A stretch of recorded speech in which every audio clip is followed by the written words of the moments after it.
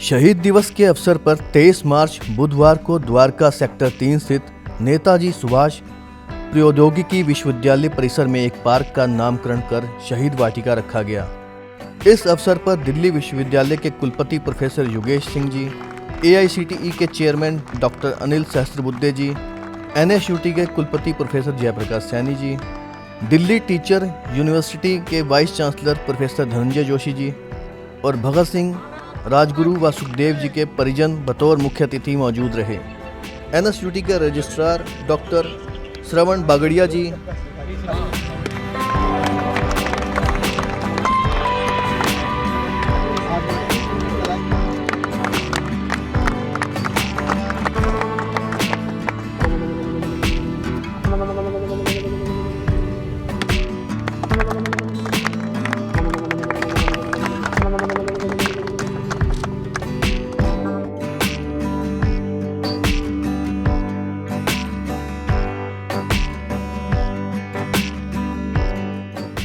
और साथ ही पंजाब के हुसैनीवाला में स्थित शहीद स्मारक के यहाँ से लाई गई पावन मिट्टी को NSUT के शहीद वाटिका में वृक्षारोपण में डाला गया।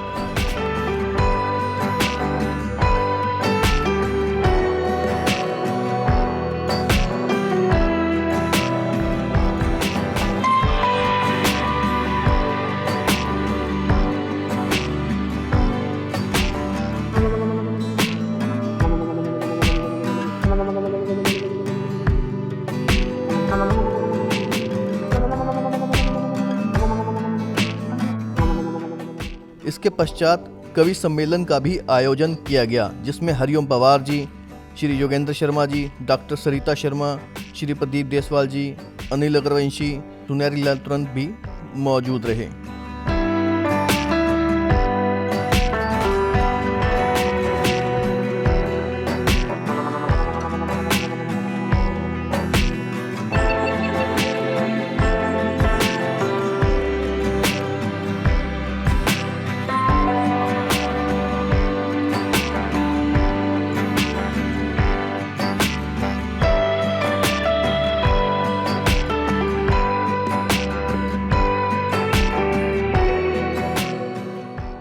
NSUT के रजिस्ट्रार डॉक्टर श्रवण बागड़िया जी ने भगत सिंह जी के जीवन व शिक्षा पर प्रकाश डाला।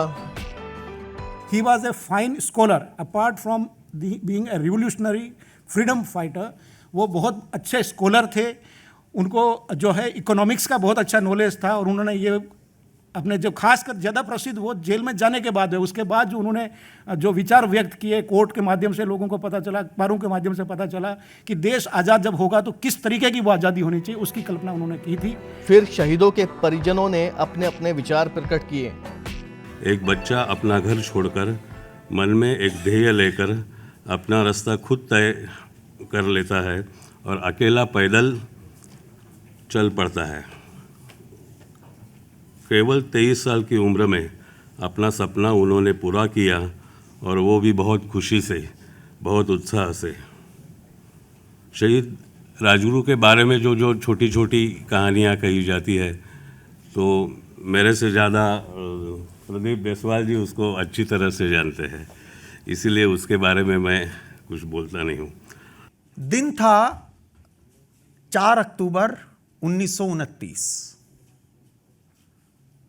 लाहौर बोस्टल जेल, वहाँ क्रांतिवीर शिवराम हरी राजगुरु का आइडेंटिफिकेशन परेड हो रहा था। तो उन्हीं का वो साथी सैंडर्स को मारते हुए जिसने इशारा किया, बताया कि हाँ वो जो बाइक पे निकला बाहर ऑफिस से वो स्कॉट है, वो बताने वाला उन्हीं का साथी जय गोपाल, जो बाद में गद्दार बना, सरकारी गवाह बना।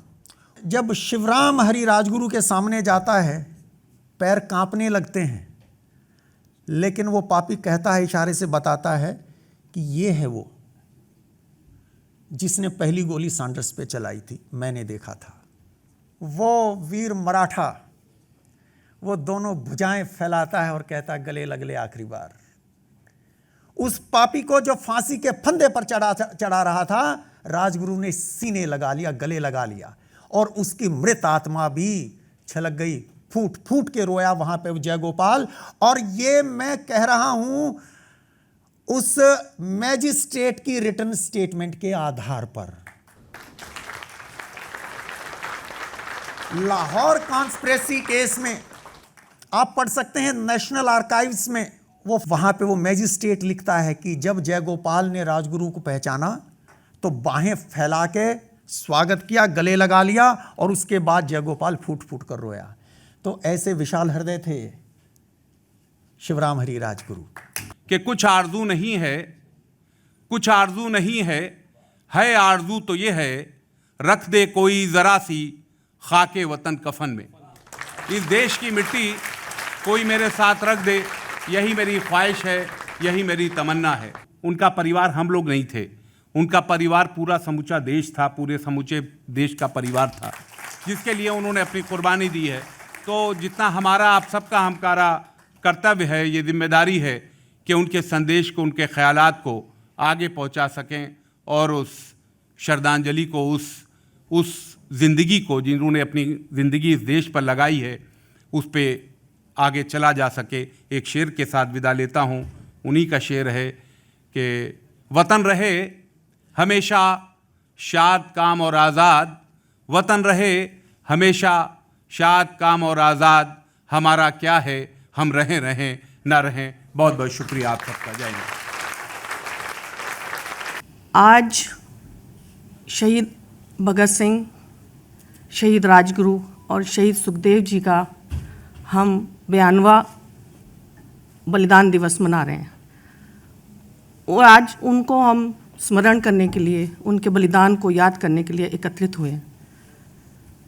ये आज़ादी हमें उन सभी बलिदानियों के बहुत ज़्यादा बलिदानों से मिली है, जिसकी वजह से आज हम इस खुली हवा में सांस ले रहे हैं।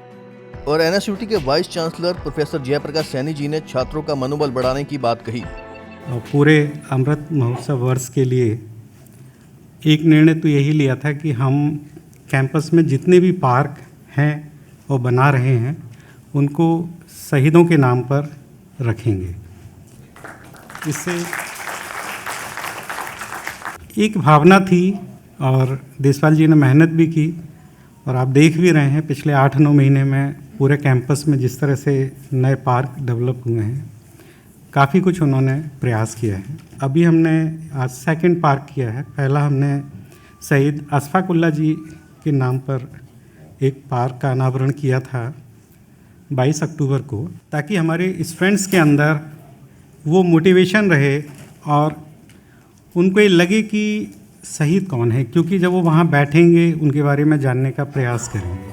और वहीं दिल्ली विश्वविद्यालय के कुलपति प्रोफेसर योगेश सिंह जी ने कहा कि आज से 25 वर्ष बाद भारत निश्चित ही एक विकसित देश होगा और तब देश पर तरह तरह के खतरों की संभावना भी कई गुना बढ़ जाएगी। उस खतरे से निपटने के लिए आज की युवा पीढ़ी को अभी से तैयार होने की ज़रूरत है। उन्होंने कहा कि उच्च शिक्षा के साथ संस्कार भी बहुत महत्वपूर्ण हैं। ऐसी स्थिति में शिक्षकों की जिम्मेदारी बढ़ जाती है कि वे युवा पीढ़ी में राष्ट्र प्रेम, राष्ट्र एकता, राष्ट्र को मजबूत बनाने जैसे संस्कार रोपें। किसी भी मामले में हमको ऐसा कोई काम नहीं करना चाहिए जो देश को कमज़ोर करता हो। और मैं जहाँ भी बोलता हूँ एक प्रॉमिस लेता हूँ, बस इतना ही बोलूँगा, आज मैं ज़्यादा नहीं बोलूँगा, कि हम आप में से कितने लोग ऐसे हैं जो प्रॉमिस देने को तैयार होंगे कि हम अपनी पूरी ज़िंदगी में ऐसा कोई काम नहीं करेंगे जो देश के खिलाफ हो। कितने लोग हैं जो देंगे पूरी ज़िंदगी में हम ऐसा कोई काम नहीं करेंगे जो देश के खिलाफ हो। अदरवाइज ये देश तो अपनों से ही चला जाता है, इसको बाहर की ज़रूरत ही नहीं पड़ती। थोड़े थोड़े दिन में सो भी जाता है, इसको उठाना पड़ता है, जगाना पड़ता है। उसके लिए कवि लोग हैं, ये काम करते हैं, इसको उठाने का भी काम करते हैं, जगाने का भी काम करते हैं। और अगर सोए तो उठाना आसान है, यदि सोने का नाटक कर रहा हो तो कैसे उठाओगे इसको। तो भारत में बहुत सारे लोगों को नाटक करने की भी आदत है। इस कारण से ये बहुत सारी जिम्मेदारी प्राध्यापकों की बनती है, विश्वविद्यालयों की बनती है, कवियों की बनती है कि इस देश को जगाने का काम लगातार होता रहे। पर हमें आदत ही छोड़ देनी चाहिए ना थोड़ी थोड़ी देर सालों में सोने की। वही शायद हित में होगा। यही बलिदानी दिवस की हम सबको प्रेरणा लेनी चाहिए। और मैं मानता हूं कि आगे भविष्य बहुत उज्जवल है। हम देश के साथ आगे बढ़ेंगे, अपना अपना योगदान अपने तरीके से करेंगे।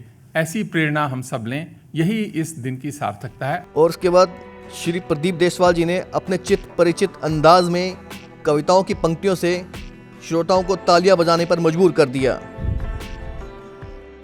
आजादी के लिए जगत में मोल चुकाना पड़ता है, आजादी के लिए जगत में मोल चुकाना पड़ता है, हंसते हंसते बलिवेदी पर शीश चढ़ाना पड़ता है।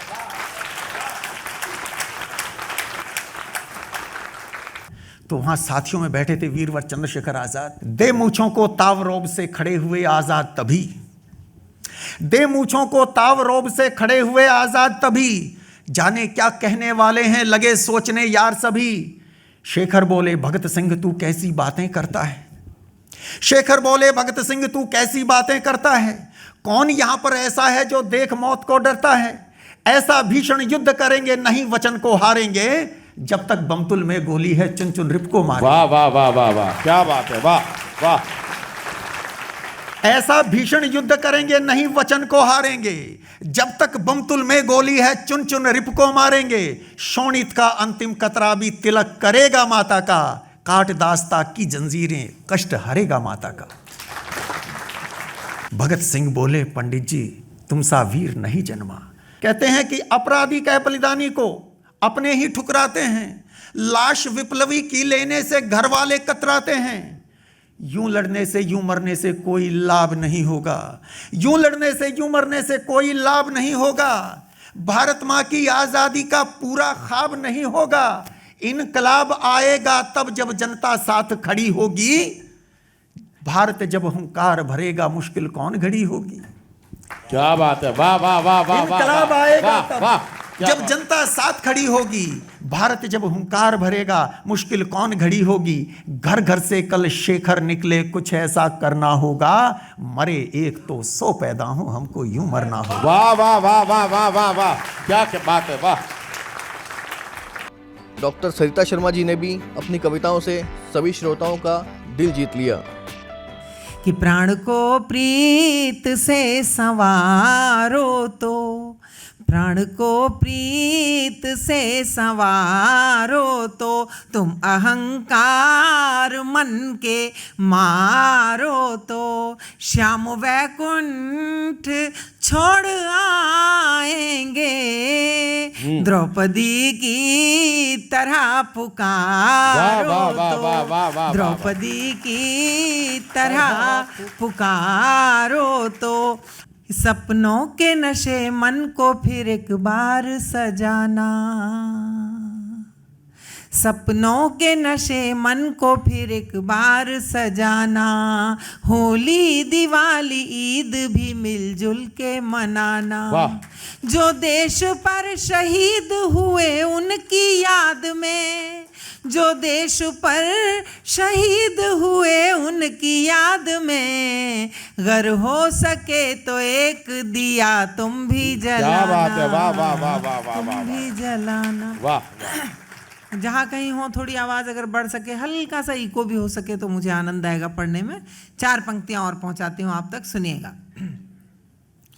कि जय भारती जय हिंद हर एक जन कहे सदा, जय भारती जय हिंद हर एक जन कहे सदा। गंगो जमन की धार ये पावन बहे सदा। हमको वतन पे जान लुटाने का शौक है, हमको वतन पे जान लुटाने का शौक है। हम हो न हो हमारा तिरंगा रहे सदा, हम हो न हो हमारा तिरंगा रहे सदा, तिरंगा रहे सदा। और फिर श्री योगेंद्र शर्मा जी ने अपनी कविता से सभी में जोश भर दिया। भारत माता जिसको अपने प्राणों से भी प्यारी थी, अंग्रेजी तोपों पर जिसकी सिंह गर्जना भारी थी, जो भारत की देख बेड़िया रक्तिम आंसू रोता था और क्रांति युद्ध के लिए देश में वो बंदूकें बोता था, जिसका बचपन छोड़ खिलौने खेला था हथियारों से, जिसने प्यार किया यौवन में आजादी के नारों से, अंग्रेजी सिंहासन जिसकी हिम्मत से थर्राया था और एक गोरों की छाती पर जिसने वंदे मातरम गाया था, गोरों की छाती पर जिसने वंदे मातरम गाया था, जो फंदे की रस्सी को भी हंसते हंसते चूम गया और देशभक्ति की हाला पीकर जो मस्ती में झूम गया। क्या बात है, वाह वाह वाह वाह। देशभक्ति की हाला पीकर जो मस्ती में झूम गया, भारत मां की आन बान के आगे सब कुछ भूल गया। क्या किया उसने 23 साल में? भारत मां की आन बान के आगे सब कुछ भूल गया और गीत बसंती चोला गाकर जो फांसी पर झूल गया। वाह वाह वाह वाह वाह वाह। उसके पथ की धूल उठा लो, उसके पथ की धूल उठा लो और माथे का श्रृंगार करो। हे भारत मां, हे भारत मां, कोख धरो, फिर भगत सिंह तैयार करो।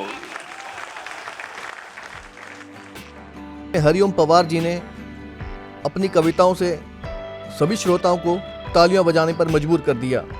जिनके कारण ये भारत आजाद दिखाई देता है, अमर तिरंगा उन बेटों की याद दिखाई देता है। उनका नाम जुबां पर लो तो पलकों को झपका लेना, उनकी यादों के पत्थर पर 2 आंसू टपका देना।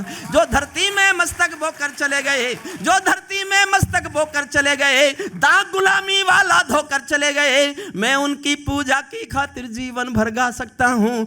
मैं सूरज का बेटा तम के गीत नहीं गा सकता हूँ, मैं पीड़ा की चीखों में संगीत नहीं ला सकता हूँ। मैं पीड़ तालिबानी अब्बा चाचा जो भारत में आएंगे, ओसामा की तरह कफन के बिन दफनाए जाएंगे। जो घुसपैठी घाटी में बारूदी गर्म हवा देंगे, जो घुसपैठी घाटी में बारूदी गर्म हवा देंगे, हम उनको जन्नत की 70 हूरों से मिलवा देंगे। हम उनको जन्नत की 70 हूरों से हम उनको जन्नत की 70 हूरों से